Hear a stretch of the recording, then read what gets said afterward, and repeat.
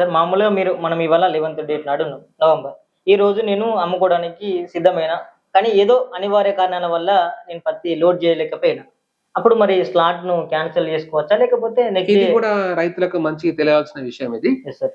ఇప్పుడున్న మన పద్ధతులలో గైడ్‌లైన్స్ ప్రకారంగా ఏం చేస్తున్నామంటే, ఒక రైతు ఒకసారి బుక్ చేసుకోవచ్చు, 2 సార్లు బుక్ చేసుకోవచ్చు, 3 సార్లు బుక్ చేసుకోవచ్చు, ఎన్ని సార్లు బుక్ చేసుకోవచ్చు. హ్మ్. కానీ ఆ రైతు మొదటిసారి బుక్ చేసుకున్నప్పుడు పత్తిని అనివార్య కారణం వల్ల తీసుకురానట్టయితే వెంటనే కంపల్సరీ క్యాన్సెల్ చేసుకోవాల్సి ఉంటుంది. ఓకే. స్లాట్ బుకింగ్ యాప్‌లోనే క్యాన్సెల్ బుకింగ్ ఉంటుంది. క్యాన్సెల్ చేసుకోవాలి. హ్మ్. ఒకవేళ మొదటిసారి క్యాన్సెల్ చేసుకోవడం మర్చిపోయినా, రెండోసారి బుక్ చేసుకొని క్యాన్సెల్ చేసుకోవడం మర్చిపోయినా గాని, ఓకే.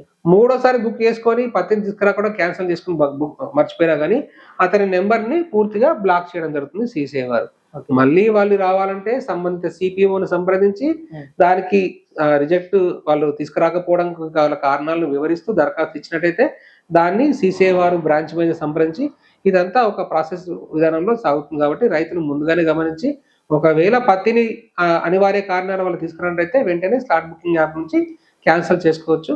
అట్లా క్యాన్సెల్ చేసుకొని తర్వాత ఎన్నిసార్లైనా మీరు మళ్ళీ బుక్ చేసుకునే అవకాశం ఉంది.